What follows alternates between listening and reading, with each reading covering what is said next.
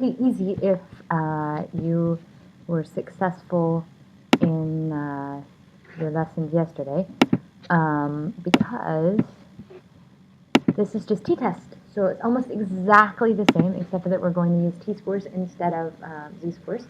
So the formula is slightly different, actually. No, the formula is exactly the same, if you'll notice, okay?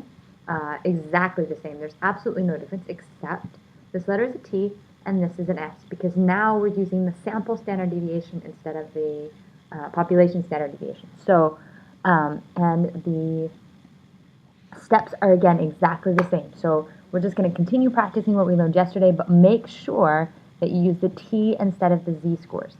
So let's continue on. Let's look at an example. All right, so a survey of 15 large U.S. cities found that an average of commute time one way is 25.4 minutes. A Chamber of Commerce executive feels that the commute to his city is less and wants to publicize this. He randomly selects 22 commuters and finds the average is 22.1 minutes with a standard deviation of 5.3. At alpha equals 0.10, is he correct? Now, it's really important that you decide your hypothesis before you look up your t-score, because it's going to depend on whether or not you have a one-tail or a two-tail test, what you do. So I have my hypothesis. I'm always think about my alternative hypothesis first. So the alternative hypothesis is that the standard, or that the mean is less than 25.4, and my null hypothesis is that it's greater than or equal to 25.4. Again, what I want to show is that the commute time is actually less than the average. So I look up my critical value in the chart, and I get up negative 1.318, and I do this, okay, by looking at degrees of freedom of 24, because it's one less than 25, at alpha equals 0.10 with a one-tailed test, okay, on your chart. Then I use my formula for my t, and I go 22.1 minus 25.4 divided by the standard deviation, which is 5.3, over the square root of 25.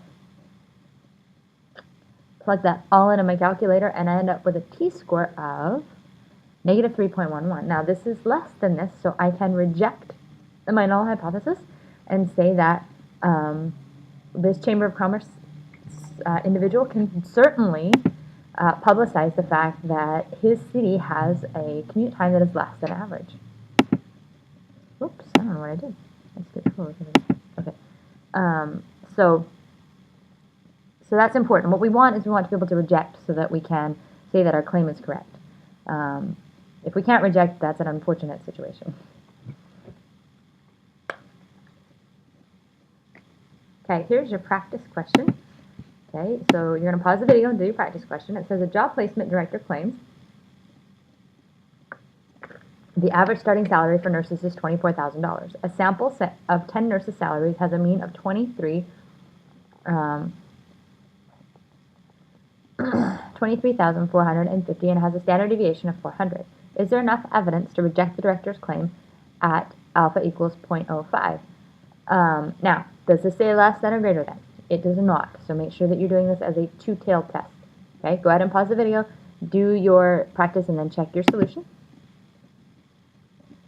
Okay, so here's the solution. The claim, well, what you want to do is to prove that the salary is not equal to 24,000, because that's the mean. And we look up our critical values for alpha equals 0.05 for a two-tailed test. We plug them all into the calculator, and we end up with negative 4.35. So there is not enough evidence to prove that the mean salary is $24,000, so we can reject that claim. The mean salary for nurses is not $24,000. Okay. All right. Example 2. Now, I want you to notice the difference between example 1 and example 2 is that example 1, the mean was already given to you, and so was the standard deviation. In example 2, we have data, and we have to plug it into our graphing calculators to get our mean and sample standard deviation.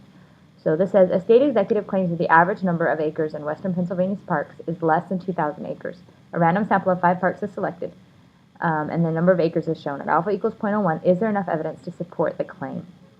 All right.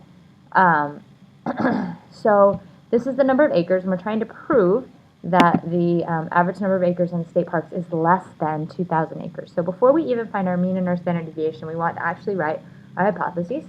So our claim is that the mean is less than 2,000. And so the H naught, or the null hypothesis, is that the mean is greater than or equal to 2,000. Right? And then we plug them all into our graphing calculator, and we end up with a mean.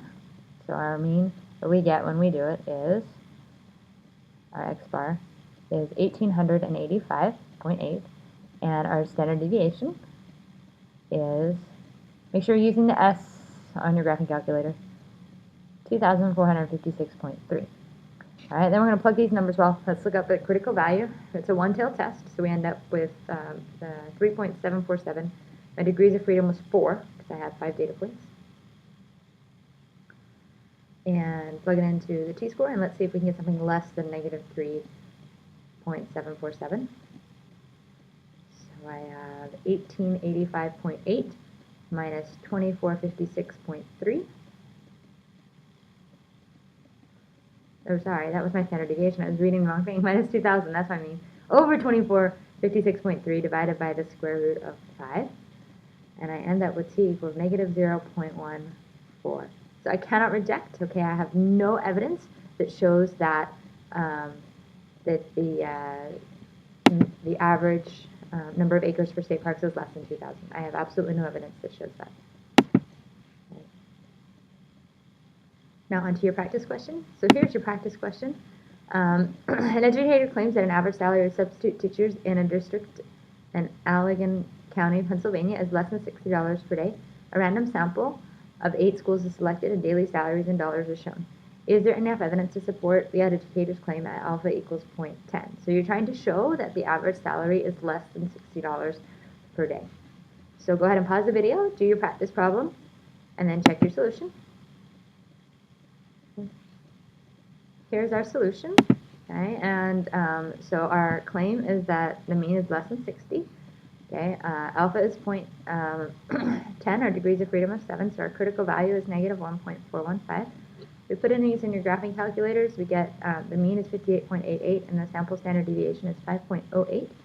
Plug them all in and I end up with negative 0.624. So I cannot reject the null hypothesis. I do want you to notice that when you use t-scores that you, there's actually a greater probability that you will not reject because it's harder to prove things with t-scores than it is with z-scores because your sample sizes are so small. The larger your sample size, the easier it is that you will be able to actually get good data. And that's it. Talk to you tomorrow.